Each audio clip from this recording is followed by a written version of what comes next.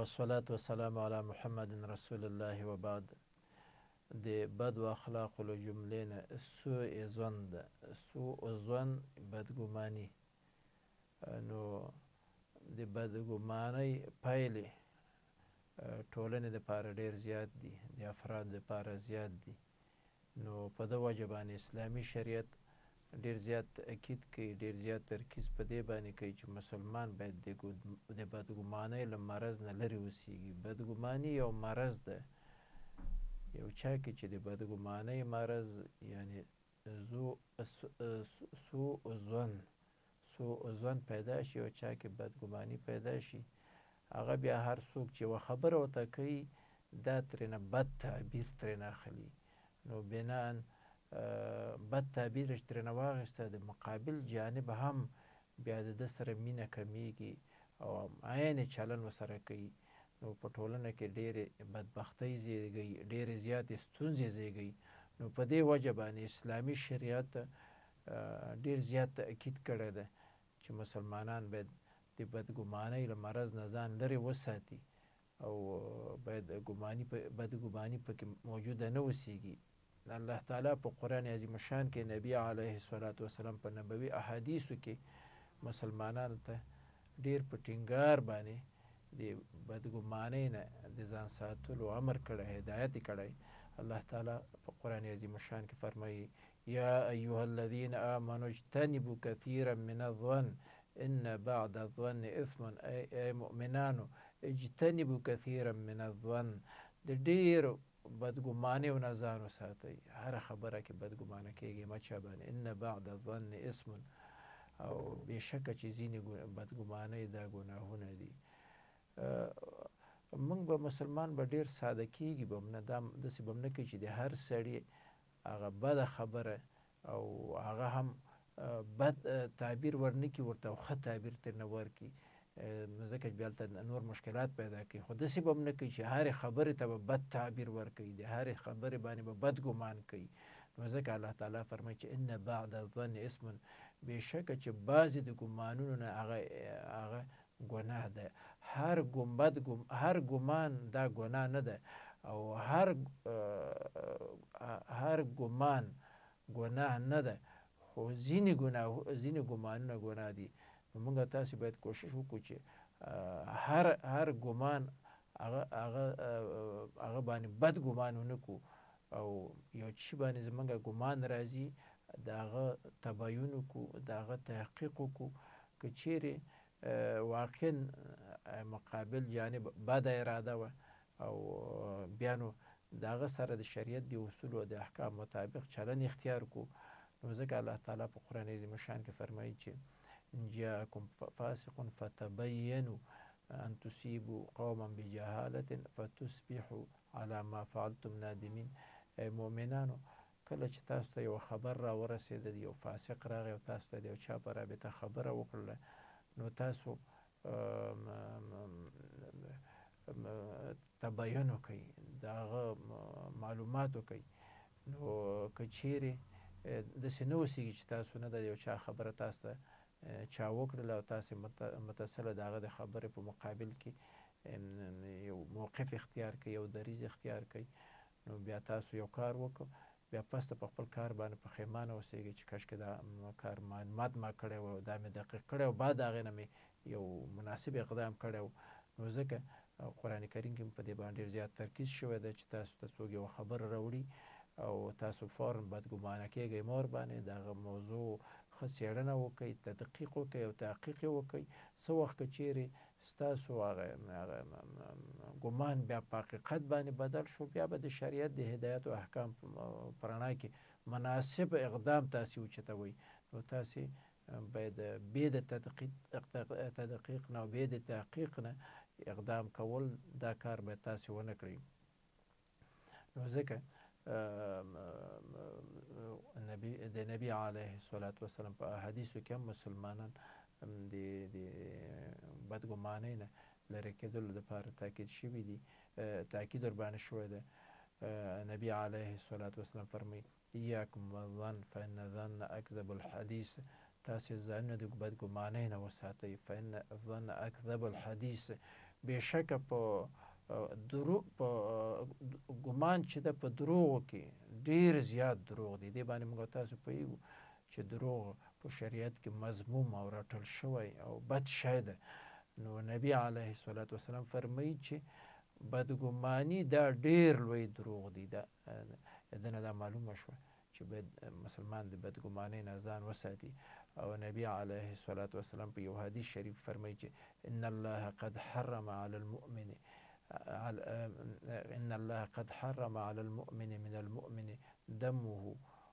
دمه وماله وعرضه ان يظن به ظن السوء. الله تعالی حرام کړي په یو مسلمان باندې د بل مسلمان وینه تویول، د هغه مال لوټل او د هغه عزت پایماله کول، او دا حرام کړي دي چې مسلمان باندې بد ګمان وشي.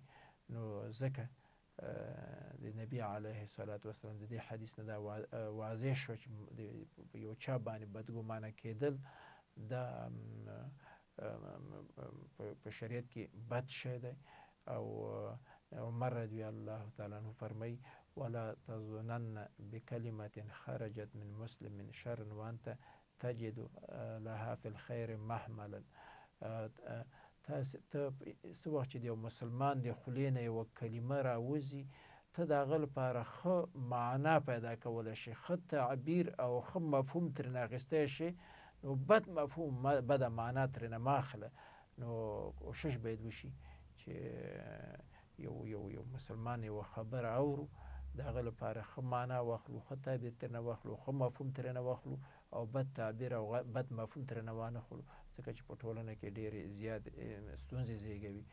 د سلفو صالحو د هغوی دغه سنت و، د هغوی دا طریقه وه چې څه وخت به د یو چا نه یو کار ولیده او د یو چا نه به یوه خبره واورېدله، دغه کار او د خبرې که چیرې 10 غلط معناګانې درلودې او یوه معنا یې صحیح وه، نو دوی به هماغه صحیح معنا ترېنه اخیستله. د مثال په توګه یو چا به چې زما په رابطه یو کار وکړ یا زما په رابطه به یوه خبره وکړله او دې کار او دې خبرو 11 معناګانې درلودې، 10 معناګانې غلطه وې خو یوه معنا به یې صحیح وه، نو ما به ترېنه صحیح معنا ترېنه واخیستله. دا د سلفو صالحو د هغوی دا سنت و، د هغوی طریقه وه، ځکه د هغوی ټولنه یو د سوکالۍ او د ارامۍ او د همدردۍ ټولنه وه.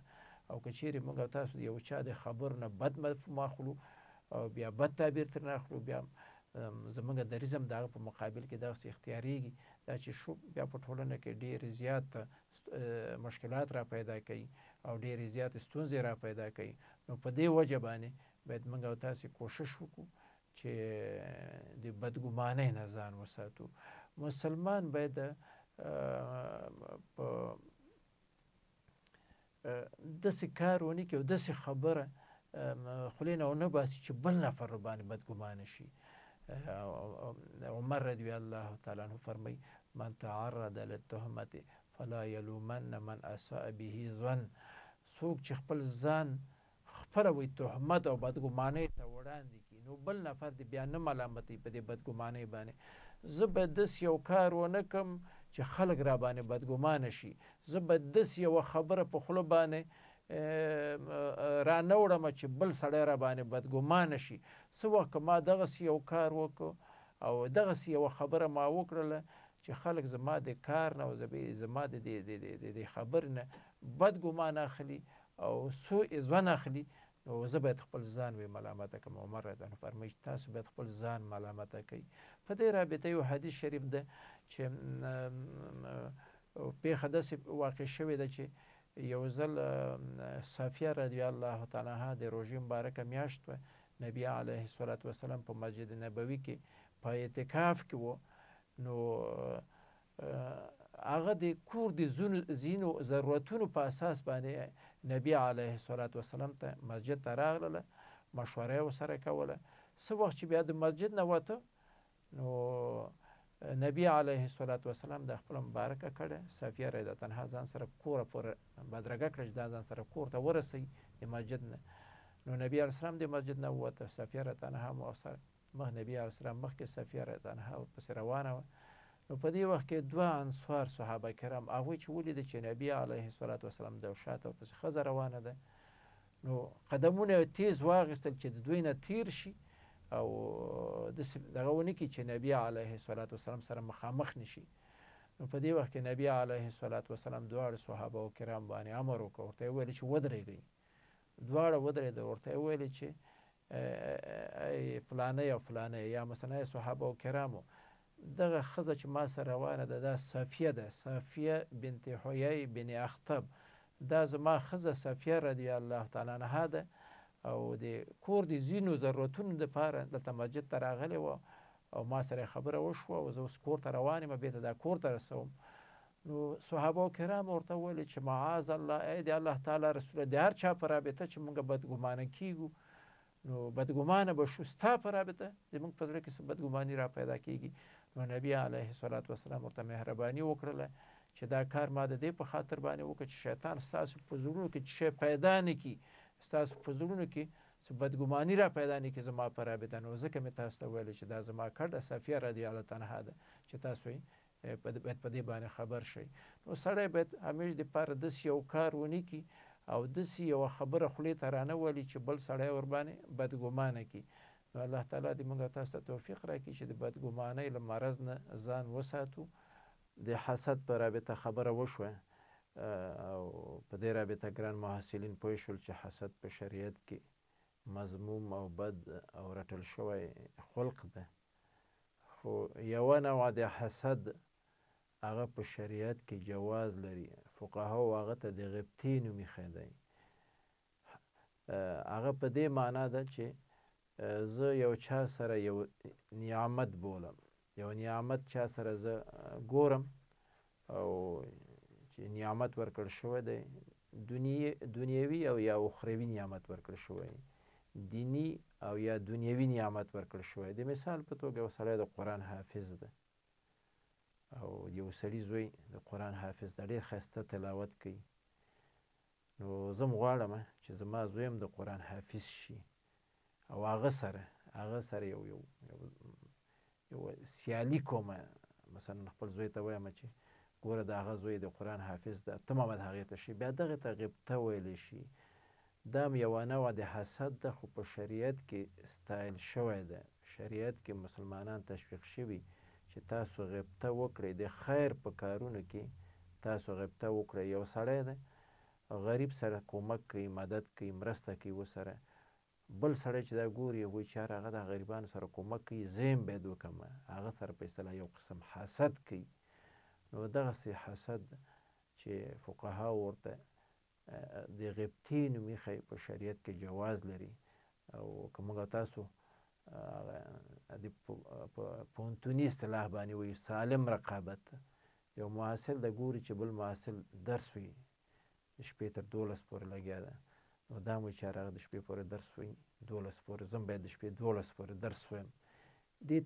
دې ته بیا حسد نشي ویل کېدلی. یا په صنفونو کې د اول نمره او د دوهم نمره رقابت اوسیږي، یا په صنف کې د اول نمرګۍ په رابطه یا د لوړ نمرو په رابطه د محصلینو رقابت اوسیږي، خو سالم رقابت اوسیږي. دغه ته حسد ویلی کېږي، خو شریعت ورته بیا جواز ورکړی دی. او دا په هغو وعیدونو کې قرآن کریم کې چې هغه کوم حسد او په نبوي احادیثو کې چې کوم حسد منع شوی دی، دا په هغسې حسد کې نه راځي. دا د حسد یو ځانګړی نوع ده چې غبطه ورته وایي، دا جواز لري. د خیر په کارونو کې بل چا سره سیالي کول او بل چا سره حسد کول چې باید دا کار هغه کوي باید زه هم وکړم. د غبطې حاصل دا ده، داسې به نه وایي چې مثلا د فلاني سړی نه دا کار کوي هغه باید دا کار ونه کړي. یو څوک چې یو چا سره یو نعمت ګوري او بیا وایي چې دا نعمت د هغه سره موسیږي او ما ته هم دغسې نعمت حاصل شي، بیا دې ته غبطه وایي. د مثال په توګه یو سړی دی دنیا په کار په رابطه ګوري چې یو سړی یو ښه کور یې جوړ کړی دی، ښکلی کور یې جوړ کړی دی او بس دغسې هیله او توقع ورته پیدا کېږي چې دغسې یو کور زه هم ولرم، خو د هغه نه د دغه کور د لرې کېدلو د اخیستلو په فکر کې نه اوسېږي، وایي دا کور خو د هماغه ده، دا خو د هغه شو، او خو دغسې یو کور زه هم ولرمه او په دغسې یو فکر کې شي او د هغه لپاره هلې ځلې وکړي، دا بیا دې ته غبطه نه وایي چې یو نعمت څوک چا سره ګوري او دا نه غواړي چې دا نعمت د هغه نه زایله شي، د هغه له لاس نه ووځي، بلکې دغسې یوه توقع لري او دغسې هیله ورته پیدا کېږي چې دغسې یو نعمت د ما سره مسېږي. دا یوه نوع د حسد ده، خو غبطه ورته ویل کېږي. نو دا بیا د هغسې حسد نه ده چې ما مخکې ورته اشاره وکړله. حسد خو موږ تاسې مخکې ورته ویلې چې حسد دې ته وایي چې څوک یو چا سره یو نعمت ګوري او دا ورباندې خفه کېږي چې یاره دا نعمت د ده د لاس نه باید لرې شي، یا د ما ته انتقال شي، یا بل چا ته انتقال شي، خو ده سره د نه وي، دې ته دا بیا هغه بد او مذموم حسد ده. خو دغه حسد چې ما مخکې عرض ورته وکړ چې غبطه ګڼل کېږي، دا بیا حسد یوه نوعه ده، خو په شریعت کې ستایل شوی ده او بد نه ګڼل کېږي او ډېرې ښې پایلې لري، سالم رقابتونه دي. دا و د حسد په رابطه درس. نوی درس زموږ او تاسې د بغض او کینې په رابطه. د زړه مرضونه بېلابېل دي. یو مرض چې اوس موږ ورته اشاره وکړله هغه د هغه مرض و، د حسد مرض و، د کینې مرض و، د حسد مرض و. اوس بل مرض د بغض او کینې مرض ده. بغض او کینې مطلب دا ده چې خلک بد راځي، خلکو سره یو شخص سره دښمني کوي. اسلامي ټولنه باید دا د دوستۍ نه ډکه ټولنه اوسېږي، یو بل سره د مینې او محبت ټولنه اوسېږي او یو بل نه باید د جارېدلو، یو بل نه د قربانېدلو ټولنه باید اوسېږي. بیا شریعت د دغسې یو ټولنې رامنځته کولو په خاطر باندې بېلابېل احکام وضع کړي، حسد یې وضع کړی دی، بل د بغض او کینې حرمت یې وضع کړی دی، حسد حرمت یې وضع کړی چې حسد مه کوئ حرام ده، بغض او کینه هم حرامه کړې. بغض او کینه دا هم حسد ته نږدې ده. حسد، بغض او کینه یو بل ته نږدې دي خو فرق لري. داسې نه دي چې بغض، کینه او حسد دا مترادف الفاظ دي. د حسد په رابطه د هغه د تعریف په رابطه موږ مخکې خبره وکړله ګرانو محصلینو تاسو ته. د بغض او کینې په رابطه یو سړی خلکو سره یو کرکه یې ترې راځي، یو شخص نه یې کرکه راځي، نه غواړي چې هغه سره ناسته ولاړه وکړي او هغه سره دښمني، د هغه ته تاوان رسېدل، هغه باندې خوشحالېږي، هغه ته په ګټه رسېدلو باندې خفه کېږي، دې ته ویلی شي بغض او کینه. اسلامي شریعت د په خاطر باندې چې بغض او کینه په ټولنه کې ډېر زیات مشکلات رازېږي، نو اسلامي شریعت په مسلمانانو باندې تاکید کړی ده چې ځانونه د بغض او کینې نه لرې وساتئ. الله تعالی په قرآن کریم کې او جناب رسول علیه الصلاة والسلام په احادیثو کې مسلمانان د بغض او کینې نه ډېر زیاته منع کړي چې تاسو زړونو کې بغض او کینه مه ساتئ، ځکه چې دا زموږ او تاسو په کور و کلي او اجتماع کې کومې بدبختۍ چې دي که دا وڅېړل شي او وسپړل شي، دغه لویې دښمنۍ چې دي د دغه منشا او اساس دا په حقیقت کې د بغض او کینې نه ایښودل شوی ده، چې یو څوک چا سره ښه نه ایسي، چې یو بل چا سره په اصطلاح ناسته وکړي، ولاړه وکړي او هغه یې بدې راځي، د هغه په خوشحالۍ باندې خفه کېږي، د هغه په خفګان باندې خوشحالېږي، نو دا په ټولنه کې ډېرې بدبختۍ بیا زېږوي، په قتل و قتل باندې منجر کېږي. نو بناً قرآن کریم کې الله تعالی او نبی علیه الصلاة والسلام په نبوي احادیثو کې مسلمانان د بغض و کینې نه ډېر زیات منع کړي دي. الله تعالی په قرآن عظیم الشان کې د مسلمانانو دغسې دعا چې ځان ته یې دعا کړې چې ما د بغض او کینې نه وساتئ، دغسې مسلمانان خوښ شوي دي او دعا یې ذکر کړې ده چې دغه کوم کسان چې دغسې یو دعا کوي نو دا خلک ښه خلک دي. نو هغه دعا په داسې شکل ده چې وایي ولا تجعل في قلوبنا غلا للذین آمنوا انک رؤوف رحیم. ای الله تعالی ته زموږ په زړونو کې بغض کینه مه ګرځوه د هغه کسانو لپاره چې هغه مؤمنان دي، انک رؤوف رحیم، ته چې ډېر مهربان او پوره د رحم والی. نو د مسلمانانو د خصوصیاتو له جملې نه دا ده چې خپله به هم بغض و کینه نه کوي، د الله تعالی نه به مدد او استعانت غواړي چې د بل مسلمان په رابطه په زړه کې بغض او کینه موجوده نشي او د بغض و کینې نه ځان ساتي. علاوه له دې نه نبي علیه الصلاة والسلام هم په ډېرو احادیثو کې د بغض او کینې نه یادونه کړې ده. نبی علیه الصلاة والسلام په یو حدیث شریف کې فرمایي لا يحل لمسلم ان يهجر اخاه فوق 3 لیال. مسلمان لپاره جواز نه لري چې بل مسلمان سره د 3 ورځو نه زیات خبرې قطع کړي. همیش دپاره د بغض او کینې نتیجه دا اوسیږي چې نه غواړي چې یو چا سره خبرې وکړي، هغې سره ناسته ولاړه وکړي، هغه سره مقاطعه کوي. نو رسول علیه الصلاة والسلام فرمایي چې مسلمان لپاره جواز نه لري چې د 3 ورځو نه زیات د بل مسلمان سره مقاطعه وکړي، هغه سره خبرې قطع کړي. نو دا حدیث موږ او تاسو ته دغسې هدایت او دغسې لارښوونه کوي چې مسلمان که چیرې د بل مسلمان سره څه مشکل لري باید کینې خپلو منځونو کې هغه مشکل او هغه کومه ستونزه چې موجوده ده هغه باید حل و فصل کړي. دا په مجموع کې موږ او تاسو ګورئ دغه ملک کې 40 کاله کومه بدبختۍ چې روانې دي دا مسلمانانو کې باید دغسې ظرفیت پیدا شوی وای. د افغانستان په مشرانو کې په مجموع کې ټول افغانانو کې باید دغسې یو ظرفیت پیدا شوی وای چې راځئ کینو ورونو خپلو منځو کې کینو، دغه زموږ او تاسو په منځ کې ستونزه څه شی ده او د حل لاره یې څه شی ده چې خپلو منځونو کې په اصطلاح څه د پاسه 40 کاله یو د بل سره بغض و کینه و عداوت دښمنیګانې روانې دي. او حال دا چې نبی علیه الصلاة والسلام موږ ته فرمایي چې لا یحل لمسلم یو مسلمان لپاره جواز نه لري ان یحجر اخاه فوق 3 لیال چې د بل مسلمان سره 3 ورځې نه زیات مقاطعه وکړي. د 2 کسانو په منځ کې چې جواز نه لري خو چې په اصطلاح ډېر هېوادوال 2 تنظیم اوسېږي، 2 تحریک اوسېږي او یا مثلا نیم نفوس د افغانستان یو طرف ته اوسېږي، نیم طرف بل طرف ته اوسېږي. نو دغه حدیث شریف لکه څرنګه چې د 2 مسلمانانو په رابطه بیلتون د 3 ورځو نه زیات جواز نه ورکوي، همدارنګه د مسلمانانو د ډلو په منځ کې بیلتون د 3 ورځو نه زیات جواز نه ورکوي. مسلمانان دې ته هدایت ورته کوي نبی علیه الصلاة والسلام چې تاسې کینې خپلو منځو کې او کومې ستونزې چې دي ستاسو منځ کې هغه د قرآن کریم او نبوي احادیثو په رڼا کې هغه حل و فصل کوي. نو دا ځکه چې بغض کینه د 2 کسانو په منځ کې او د 2 جماعتونو د 2 ډلو په منځ کې دا ډیر زیات بد پایلې او ډیر بد عواقب لري. رسول علیه الصلاة والسلام په بل حدیث شریف فرمایي چې تفتح ابواب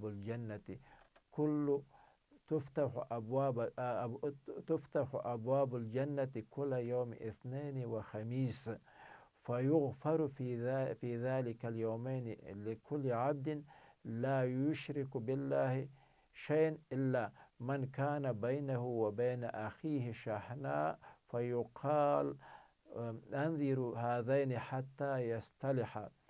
رسول علیه الصلاة والسلام فرمایي چې د جنت دروازې د هرې 2 شنبې په ورځ باندې او د هرې 5 شنبې په ورځ باندې خلاصیږي.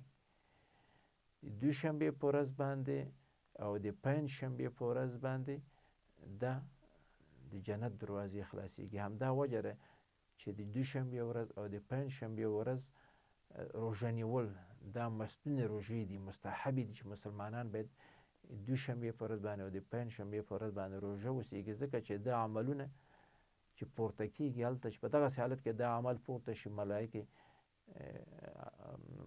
مقاماتو ته عرض کوي چې زه په دغسې حالت کې د فلاني نه راغلم چې هغه روژه و د 5 شنبې ورځ د 2 شنبې په ورځ باندې. نو نبی علیه الصلاة والسلام فرمایي چې 2 شنبه‌یي او 5 شنبه‌یي د جنت دروازې خلاصیږي او هر هغه شخص ته الله تعالی بخښنه کوي او د جنت د تلو والی ګرځوي چې د الله تعالی سره شریک نه نیولی، الله تعالی سره شریک نه نیولی او فقط هغه کس ته بخښنه نه کوي الا من کان بینه و بین اخیه شحناء، مگر هغه چاته بخښنه نه کوي چې هغه د ده او د بل مسلمان په منځ کې بغض و کینه وسیږي. نو بیا ورته وایي چې تاسو دغه 2 کسانو ته وګورئ حتی یصطلحا تر هغې پورې چې دوی که چېرې خپلو منځو کې دغه بغض و کینې ته خاتمه ورکړي، پای ورکړي. نو تاسو ځان سره فکر وکړئ دا څومره غټه بدبختي ده چې دوشنبې په ورځ باندې او د پنجشنبې په ورځ باندې الله تعالی د جنت دروازې خلاصوي او الله تعالی ټولو خلکو ته بخښنه کوي. هغه خلکو ته بخښنه نه کوي چې هغه الله تعالی سره شریک نیسي، الله تعالی سره شریک نیسي، دې خلکو ته بخښنه نه کوي. او بل هغه خلکو ته بخښنه نه کوي چې هغه خپلو منځو کې هغه دوه کسان چې خپلو منځو کې عداوت لري، بغض و کینه لري.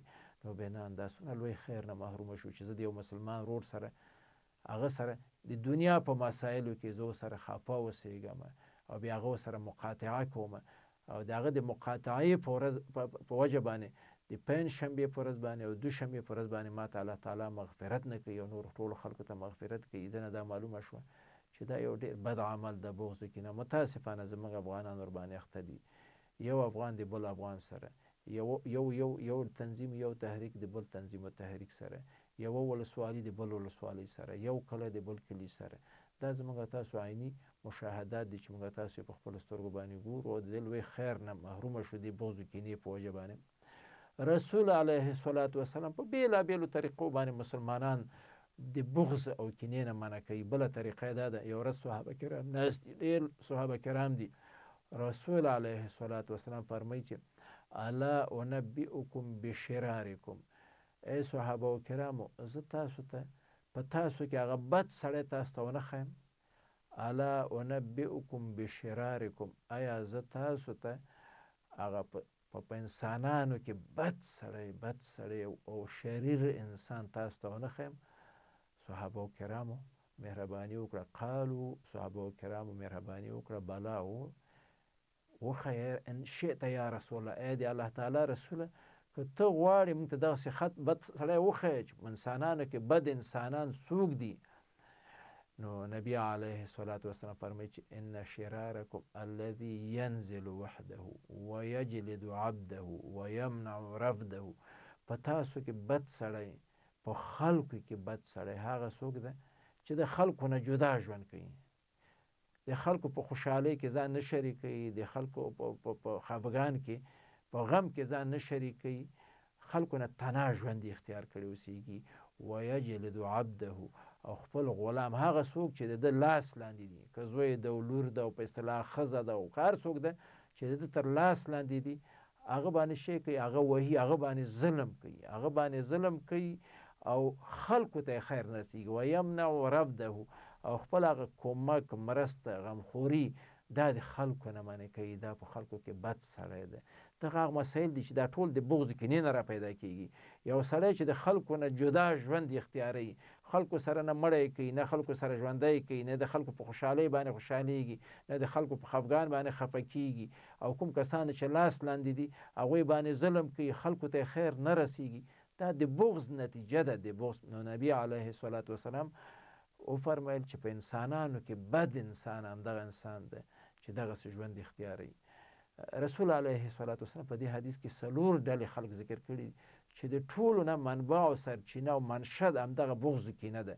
دغه 4 بد خلک، دا 4 بد ډلې چې په انسانانو کې دي، دغه ټول دغه بد ډلې چې جوړې شوي علت دا ده چې دوی کې یو خصلت موجود ده، یو بد خلق موجود ده چې هغه بغض کینه ده.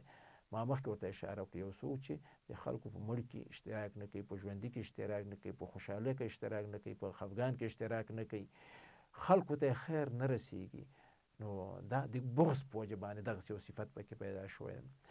بیا رسول علیه الصلاة والسلام وفرمیل چې آیا زه د دې نه افلا انبئکم بشر من ذلک، آیا د دې نه یو بد سړی تاسو ته ونه ښیم، بده ډله، دغه ډله خو بده ډله، دا مې تاسو ته وښویل، د ده نه بله بده ډله تاسو ته ونه ښیم؟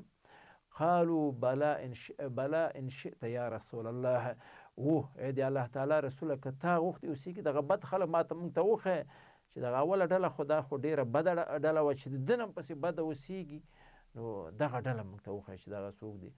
رسول علیه الصلاة والسلام ورته وفرمیل قال من یبغض الناس ویبغضونه، هغه څوک دي بد خلک هغه څوک دي د اولې ډلې نه بد خلک هغه څوک دي چې خلک دا خلک بدې ګڼي، خلکو سره دا بغض کوي او خلک د سره بغض کوي. یو خو دا ده چې زما څوک بد راځي چې دا قابل جانب هم زه بد راځم، یا په اصطلاح زما خلک بد راځي، د خلکو چې بد راځم دا نو د اولې ډلې نه په اصطلاح بده ډله ده. هغه څوک بد خلک دي، هغه څوک بده ډله ده، هغه شخص بد شخص ده چې خلک بد راځي او د خلکو دا بد راځي. نو دا دویمه ډله شوه. بیا رسول علیه الصلاة والسلام بیا مهرباني، دا دوه ډلې خو یې موږ ته وښودلې. دریمه ډله بیا موږ ته صحابه کرامو ته مهرباني وکړه چې افلا انبئکم بشر من ذلک، آیا زه تاسو ته یو بله ډله ونه ښیم چې هغه د دواړو ډلو نه هم بده ډله ده؟ نو صحابه کرام مهرباني وکړه، قالو بلا، هغوی ویلې چې هو ان شئت یا رسول الله، ای د الله تعالی رسوله، که چیرې ته غواړې دغه بده ډله موږ ته وښیه چې دا د دې دواړو بدو ډلو نه په اصطلاح بد دی. نو رسول علیه الصلاة والسلام مهرباني وکړه، الذین لا یقیلون عثرة ولا يقبلون معذرة ولا يغفرون ذنبا. هغه ډله بده ډله ده، د دواړو اولو ډلو نه بده ډله ده. لا یقیلون عثرة، چې څه وخت یو چا نه یو خطا وشي او یو سهو ترېنه وشي، یو اشتباه ترېنه وشي، نو هغه اشتباه او هغه سهوه او هغه نه بخي، هغه سهوه هغه اشتباه هغه نه بخي او هغه موضوع سي ټینګه نیسي او تیریږي ترېنه. ولا یقبلون معذرة، او بل صفت پکې دا ده چې څوک ورته یو بخښنه ترېنه وغواړي، یو چا نه په سهوه باندې یو کار ترېنه وشي، ده نه بخښنه وغواړي، دا بخښنه نه قبلوي. یو سړی د په کور کلي کې د مثال په توګه ما نه یو غلط کار وشو، زه پښیمانه شوم دا غلط کار، بیا ورسم دې سړي ته ورشم او ورته ووایم چې ما نه دا کار شوی دا غلط کار، ته ما ته بخښنه وکړه، خو هغه راته بخښنه ونه کړي. نو دا دویم صفت ده راکې ولا یغفرون ذنبا، او څه وخت چې یو چا نه ګناه وشي د هغه ورته بخښنه هم نه کوي. درې صفتونه، یعنې دغه ډله کې درې صفتونه، چا نه سهو او اشتباه وشي هغه نه تېرېږي، چا نه څوک چې ترېنه بخښنه وغواړي بخښنه ورته نه کوي، او څه وخت چې په خپله هم کله کله کېدای شي مثلا ماته یو څوک ضرر رسوي او زه د په خاطر باندې چې د الله تعالی نه د اجر او ثواب امید ولرم، بس ورته یم بالا ورپسې تېرېږه ترېنه، دی را باندې ظلم کړی، الله تعالی به ورته انتقام ترېنه اخلي او ماته په دنیا او آخرت کې اجرونه راکوي. نو دغه صفت هم راکې موجود نه اوسېږي. دغه درې صفتونه، دغه بده ډله، درېیم دغه ډله چې دا د اولو دواړو ډلو نه بده ډله هغه همدغه ده چې څه وخت د چا نه سهوه کېږي، اشتباه کېږي، هغه سهو اشتباه هغه نه معافوي. څوک چې ترېنه بخښنه غواړي، قصدي یو کار ترېنه شوسېږي، بیا پښیمانه وي، د هغه بخښنه هم ورته نه کوي. او څوک چې نه مثلا بخښنه هم ترېنه غواړي، کله کله ما مخکې مثال ذکر کړ چې څوک ترېنه بخښنه هم نه غواړي، خو یو څوک د الله تعالی د رضا په خاطر باندې یو څوک بخښي، د هغه د ګناه نه تېرېږي، ځکه چې عداوت او دښمني او مشکلات په ټولنه کې را پیدا کېږي. نو نبي علیه الصلاة والسلام مهرباني کوي چې دا هم ډېره بده ډله ده. او بیا مهرباني وکړي چې افلا انبئکم بشر من ذلک، ای صحابه و کرامو د دې درېیمې ډلې نه هم خرابه ډله او شریره ډله تاسو ته بله ونه ښیم؟ نو صحابه و کرام مهرباني وکړه، قالو بلا، صحابه و کرام مهرباني وکړه چې وښیه یا رسول الله علیه الصلاة والسلام دغه ډله چې هغه د درې واړو ډلو نه پسې خراب اوسېږي، نو دا به څوک اوسېږي؟ رسول علیه الصلاة والسلام مهرباني وکړه، قال من لا یرجى خیره ولا یؤمن شره، هغه څوک چې د خیر توقع د خیر هیله د هغه نه نشي کېدلی، ولا یؤمن شره، او د شر نه سړی ځان په امن کې نه ګڼي، دا بدترینه ډله ده. د درې واړو ډلو نه په اصطلاح څلورمه ډله دا ده چې خلک ترېنه د خیر توقع نه لري هېڅ کله، چې د نه به هېڅ شم د خیر کار، د خیر خبره او خیر وطن ته خیر رسول، دین ته خیر رسول، فرد ټولنې ته خیر رسول دغسې توقع هیله ترېنه نشي کېدلی او د هر قسم شر احتمال او امکان د هغه نه اوسېږي چې ترېنه صادر شي. نو دا په خلکو کې بدترینه ډله په خلکو کې همدغه ده. دغه څلور واړه ډلې چې دي دا په حقیقت کې د بغض او د کینې نه نشأت کړی دی. نو نبي علیه الصلاة والسلام په ډېرو داسې حکیمانه الفاظو باندې مسلمانان دې ته متوجه کړي دي چې مسلمانه تاسو کې باید کینه او بغض نه اوسېږي. که چیرې تاسو کې کینه او بغض پیدا شي بیا په خلکو کې به هغه بدترین خلک تاسو ترېنه ګرځئ. رسول علیه الصلاة والسلام فرمایي چې ان الله یطلع علی عباده لیلة النصف من شعبان. الله تعالی د شعبان د میاشتې چې نیمایي شي په شپه باندې د شعبان میاشت د شعبان د میاشتې په شپې باندې وی د رحمت په نظر باندې دنیا ته وګوري. الله تعالی د شعبان د میاشتې نیمایي چې شي د شپې د دنیا ته د رحمت په نظر باندې وګوري. فیغفر للمستغفرین. نو څوک چې په دغه شپه باندې د الله تعالی نه بخښنه غواړي نو هغه ته بخښنه کوي. ویرحم للمسترحمین. او الله تعالی رحم کوي په هغه کسانو باندې چې د رحم مطالبه کوي، د رحم غوښتنه د الله تعالی نه کوي. خو ویؤخر اهل الحق کما هم. او کوم کسان چې هغوی بغض کې نه پکې موجوده ده هغه په خپل حالت باندې پرېږدي. نو تاسو ځان سره فکر وکړئ د کال یوه شپه شي د شعبان 15 الله تعالی د شعبان 15مه الله تعالی د رحمت په نظر باندې دنیا ته ګوري. څوک چې د الله تعالی نه بخښنه غواړي بخښنه ورته کوي. څوک چې د الله تعالی نه رحم غواړي رحم ورته کوي. فقط د چا چې منځ کې بغض او کینه اوسېږي هغوی په خپل حالت باندې پرېږدي، ګناهګار او همدغسې ناپاکه. د بغض او د کینې په رابطه مکمله خبره وشوه. خو کله کله بغض او کینه د دغسې کسانو سره چې هغوی شرعي حدود تر پښو لاندې کوي او د حکمت ټولې لارې ته هغوی سره په کار باندې واچولې خو بیا هم دا خلک نه سمیږي، بد خلک اوسېږي. بیا دغسې خلکو سره بغض و کینه ساتل بیا دا د شریعت حکم دی. د مثال په توګه زما په کلي کې یو اختطافچي ده. زه ورته ورشم په ډېر حکمت باندې چې وا ظالمه د خدای دغه ستا دا کار ته چې یو ماشوم اختطاف وایي، یو سړی اختطاف وایي، دغه پیسې چې ته اخلې دا حرامې دي، دغه سړي دا پیسې په حقه باندې ګټلي، ته دا مسلمان ازاري مه کوه، داسې کوم. دغه ټولې لارې او دا حکمتونه زه په کار واچوم خو دا سړی نه سمیږي. بیا به زه د الله تعالی د رضا په خاطر دې سړي سره بغض ساتم. او یا مثلا یو بل سړی ناحقه قاتل دی، کله یو سړی مړ که او بل سړی مړ که، علماء کرام ورته لګیا دي او په اصطلاح زه ورته ورشم ورته وایم چې وروره دا د یو مسلمان وینه چې تویې په ناحقه باندې دا دغسې په اصطلاح اخروي دغسې لوی عذابونه دي او په دنیا کې دغسې بد عواقب په دې دنیا کې لري، ته د دې نه منع شه. خو بیا هم د نه دا زما خبرې مني، نه د نورو علماو کرام مني او نه د دنیا د شرم نه شرمیږي او نه د آخرت د عذابونو نه شرمیږي. نو بیا به نه شي کېږي دغسې خلکو سره بیا بغض ساتل بیا دا یو شرعي حکم ده. مسلمانان ورباندې مکلف دي چې په دې باندې عمل وکړي. نو رسول علیه الصلاة والسلام فرمایي چې من احب لله وابغض لله واعطى لله ومنع لله فقد استكمل الایمان. څوک چې د الله تعالی د رضا په خاطر یو چا سره محبت وکړي. موږ تاسو نیکانو خلکو سره محبت کوو، یو سړی ګوري دیندار سړی ده هغه سره ناسته ولاړه کوو، چا دپاره کوو؟ د الله تعالی د رضا په خاطر باندې. یو چا سره د الله تعالی د رضا په خاطر باندې مینه او محبت لرو.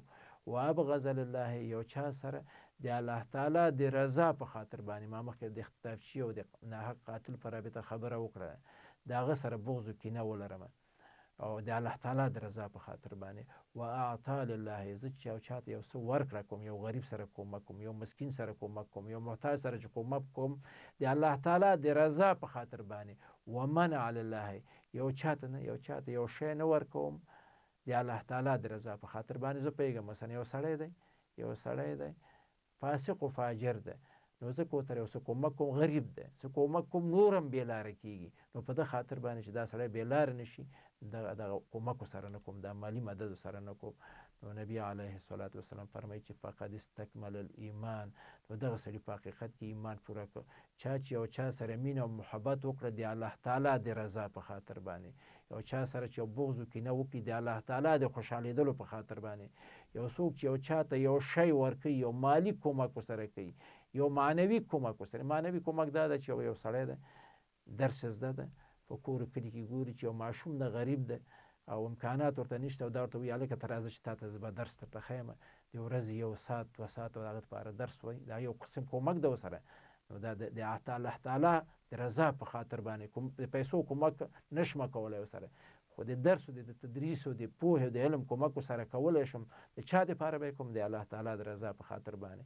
ومنع لله، او یو څوک چې یو چا نه خپل مادي او معنوي کومک د الله تعالی د رضا په خاطر باندې منع کوي، نو د په حقیقت کې فقد استکمل الایمان، د سړي په حقیقت کې هغه خپل ایمان تکمیل کړ. نو بناء د ما د خبرو خلاصه دا شوه چې بغض او کینه دا یو بد شی ده، په ټولنه کې ډېر بد عواقب او ډېر بدې پایلې لري.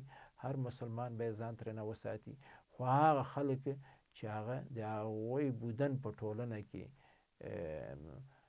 خلکو سره په اصطلاح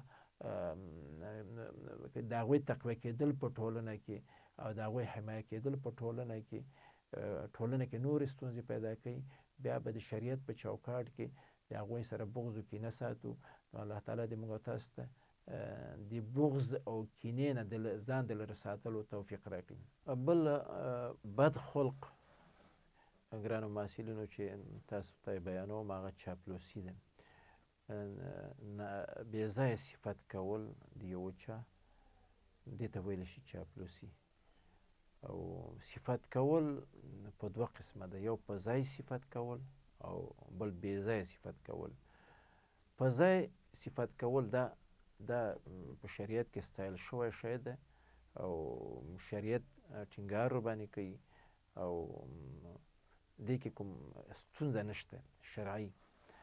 خو بې ځایه صفت کول چې هغه ته چاپلوسي وایي، په شریعت کې مذموم عمل ده، بد عمل ده او شریعت کې مسلمانان په دې باندې ډېر ټینګار ورته شوی ده چې تاسې د چاپلوسۍ نه ځان وساتئ. که چیرې یو څوک د یو چا صفت کوي او دغه صفت پکې موجود نه وي، دې ته ویلی شي چاپلوسي. او که چیرې یو څوک د چا صفت کوي، دغه صفت موجود پکې اوسېږي خو دا سړی پکې ډېره مبالغه کوي، دې ته ویلی شي چاپلوسي. او که چیرې یو چا کې یو صفت موجود اوسېږي او ته یې صفت کوي، هغه پکې نه بېلارې کېږي او غره کېږي، اخلاص یې کمیږي او نورې ستونزې پکې پیدا کېږي، دې ته ویلی شي چاپلوسي. که چیرې یو چا کې بالکل صفت موجود نه اوسېږي او ته یې صفت کوي، نو هغه فکر کوي چې یاره دا خلک احمقان دي، ناپوهه خلک دي او جاهلان دي، زه دغسې بد کارونه هم کوم او ما کې دغه صفتونه پکې موجود نه دي او ما ته یې نه ده، ما ته یې منسوبوي. نو دا سړی څه شو؟ دا سړی نور هم پسې بېلاره شي، هغه اختطاف کوي او ته ورته وایي چې یاره په عمر کې خو دا که اختطاف کړی اوسېږي، څه کړي اوسېږي، او یا بد کار کړي، غلط کار کړي اوسېږي، ته نو نه دغه سړی نور هم بېلارې کوي. نو په ده وجه باندې شریعت کې په دې خاطر باندې د چاپلوسۍ نه منع راغلی دی، ځکه چې ټولنه کې لکه څرنګه چې ما مخکې تجسس په رابطه ویلی، نو ټولنه کې ډېرې بدبختۍ زېږوي. نو ځکه شریعت چاپلوسي ناروا کړې ده. او خو که چیرې په یو چا کې یو صفت موجود اوسېږي او ته د هغه صفت کوي چې نور خلک تشویق شي او خپله دغه سړی لا تشویق شي، نو دغه صفت بیا په شریعت کې ممدوح صفت ده، ستایل شوی ده او مسلمانان تشویق شوي دي چې دغسې صفت وکوي، دا چاپلوسي نه ده. نو بناء په شریعت کې چاپلوسي، بې ځایه صفت دا بد اخلاق دي او په ځای صفت کول دا ښه اخلاق دي. زه د دواړو ځینې بېلګې ګرانو محصلینو تاسو ته ذکر کوم. اول د چاپلوسۍ په رابطه حدیث دي، فقط یو یا دوه حدیثونه تاسو ذکر کوم. اول دا ده چې نبی علیه الصلاة والسلام فرمایي اذا مدح الفاسق غضب الرب تعالی واهتز له العرش. کله چې د یو فاسق و فاجر صفت وشي، بېځایه صفت وشي، غضب الرب تعالی، الله تعالی وي په غوسه شي، الله تعالی په غوسه شي، واهتز له العرش، او د ډېرې غوسې په وجه باندې عرش مبارک وخوځېږي. ته وګورئ څوک چې یو فاسق سړي چاپلوسي کوي، بد سړی دی، او د هغو مقاصدو په حساب باندې صفت نه کېږي چې ما مخکې ورته اشاره وکړله، بېځایه صفت کېږي، چاپلوسي کېږي، نو الله تعالی په غضب کېږي، الله تعالی په غوسه کېږي، او د الله تعالی عرش د الله تعالی د ډېرې غوسې له امله په لړزه راشي، وخوځېږي. دا یو. بل حدیث شریف د نبی علیه السلام فرمایي چې اذا رأیتم المداحین فاحثوا فی وجوههم التراب. څه وخت چې تاسې ولیده چاپلوسان، تاسو ولیده چې چاپلوسي کوي، فاحثوا فی وجوههم التراب، تاسو په خولو کې ورته خاورې واچوئ، په خولو کې ورته خاورې واچوئ. نو د دې حدیث په تعبیر باندې او د دې حدیث په بیان کې علما دوه ډلې شوي دي. یوه ډله علما داسې وایي چې تاسې رښتیا د نبي علیه السلام امر ته تاسو لږ خاوره واخلئ، خولو کې واچوئ چې دغه سړي دپاره عبرت شي او بیا چاپلوسي ونه کړي. دا منع شي او نور خلک هم دا بیا چا چاپلوسي بې ځایه ونه کړي. او خو ځینې علما داسې وایي چې نه، د نبي علیه الصلاة والسلام د دې حدیث تعبیر و مفهوم داسې ده او معنا یې داسې ده چې تاسې دغه چاپلوس چې د کوم هدف لپاره چاپلوسي کوي، هغه دنیوي هدف ده، خامخا هدف خبیث ده، هدف غلط ده. تاسو هغه هدف ته د رسېدلو په خاطر باندې دوی ته خاورې ورکړئ چې دا هدف مقصد چاته خاورې به درکړمه درته، یعنی مقصد خاورې ورکړئ. هغه کوم شی چې دا غواړي، هغه دنیوي غرض چې دا لري، چې یا پیسه یا منصب یا بل شی، هغه غواړي دا وی ورنه کوي، ورته دا ورنه کوي، خاورې ورته ورکړئ چې بیا د لپاره هم په اصطلاح عبرت شي او نورو خلکو لپاره هم عبرت شي. نو دا د حدیث مفهوم دا شو چې تاسو کله یو چاپلوس ولیده چې هغه چاپلوسي کوي، تاسو چاپلوسان ولیده چاپلوسي کوي، نو تاسو د هغوی په خولو کې خاوره واچوئ.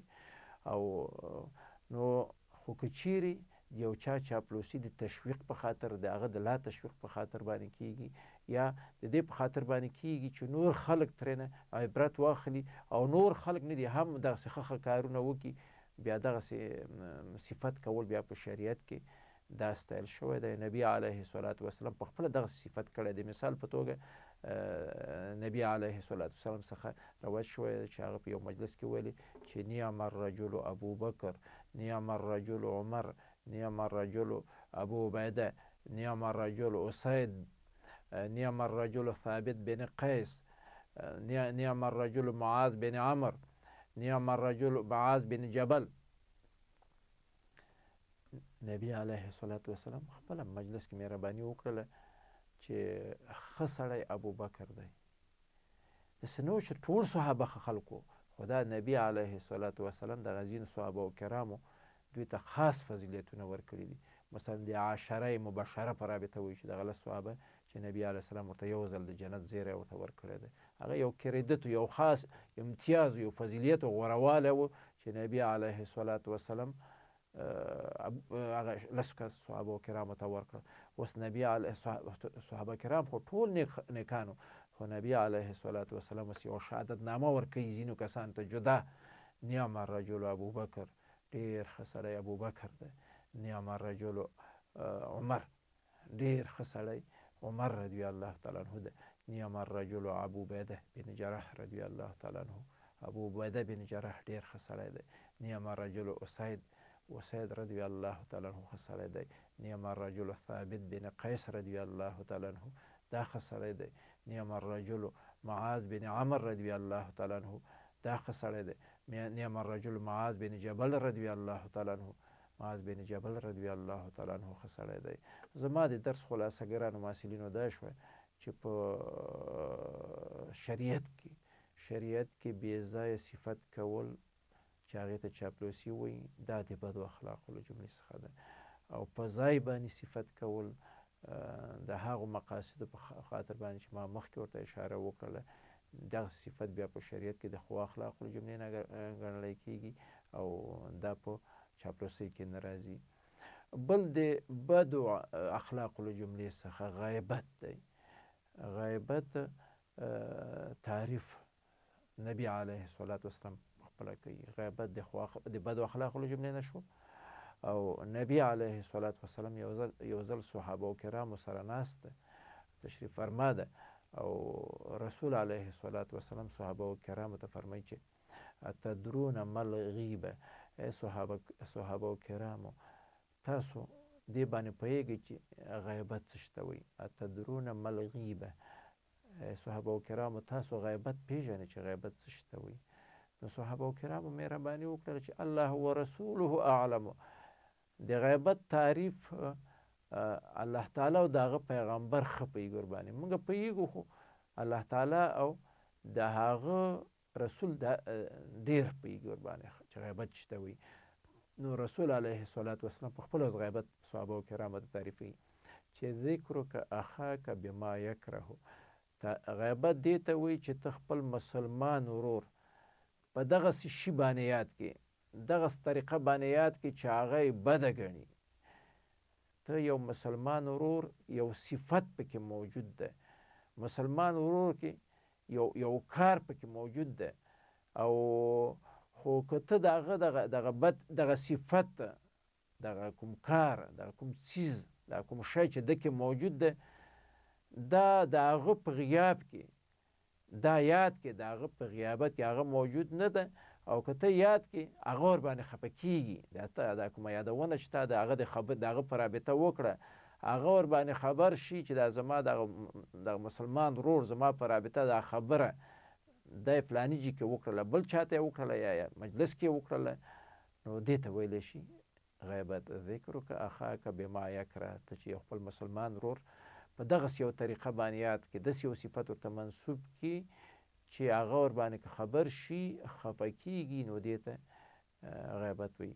صحابه و کرامو عرض وکړه چې د الله تعالی رسوله که چیرې داسې چې موږ د یو مسلمان ورور یادونه وکړو هغه کې یو صفت یاد کړو او دغه صفت پکې موجود اوسېږي دې ته غیبت وایي. نو نبی علیه الصلاة والسلام ورته وویلی چې دغه کوم صفت چې تا ذکر کړی ده دا که پکې موجود دی دې ته غیبت وایي. همدغه بد صفت چې ته یې د ورور په مسلمان ورور په غیاب کې او هغه موجود نه اوسي، همدغه بد صفت یادونه چې په هغه کې موجود ده دې ته غیبت وایي. او که چیرې پکې صفت پکې موجود نه وي دې ته وایي بهتان وایي. بیا د بهتان نه د هغه جرم او د هغه ګناه او د هغه اثم هغه د غیبت نه پسې زیات ده. نو ځکه نبی علیه الصلاة والسلام صحابه و کرامو ته دا واضح کړله چې موږ انسانان هستو. ما مخکې عرض وکړه تجسس په بحث کې چې یوازیني انسانان چې هغه د عیب نه خالي دي، نیمګړتیاو نه خالي دي، پوره انسانان دي هغه انبیا علیهم السلام دي. نور انسانانو کې عیبونه خامخا نیمګړتیاوې پکې. نو ته چې زما عیبونه را برسېره کوې زه بیا ستا عیب را برسېره کوم. نو اسلامي ټولنه کې د ټولنې غړي به په همدې شیانو باندې مصروف اوسېږي، ټولنه کې بدبختۍ پیدا کېږي، بدبختۍ پکې زیږي، تباهۍ سره مخامخ کېږي. دا زموږ او تاسو دښمنۍ چې په کور و کلي کې وطن کې دي، دا عداوتونه او دا حسد او کینې چې دي دغه ټوله منشأ دغه ټول د تجسسو د غیبتو او د همدغه چاپلوسي او دې مسایلو نه سرچینه نیسي. نو ځکه نبی علیه الصلاة والسلام د دې په خاطر باندې چې انساني ټولنه او اسلامي ټولنه دا د خوشحالۍ ټولنه وي، د بدبختیو نه دښمنیو نه خالي ټولنه وي، بیا دغه شرعي احکام یې را نازل کړي دي چې ما مخکې تجسس په رابطه وروسته دغه چاپلوسۍ په رابطه او اوس د غیبت په رابطه دا خبره کوم چې د غیبت فلسفه او حکمت پکې دا شوه چې په نه بودن کې که د ټولنې په افرادو کې د ټولنې په اشخاصو کې د غیبت ماده موجوده اوسېږي ټولنه کې ډېره زیاتې تباهۍ اوسېږي.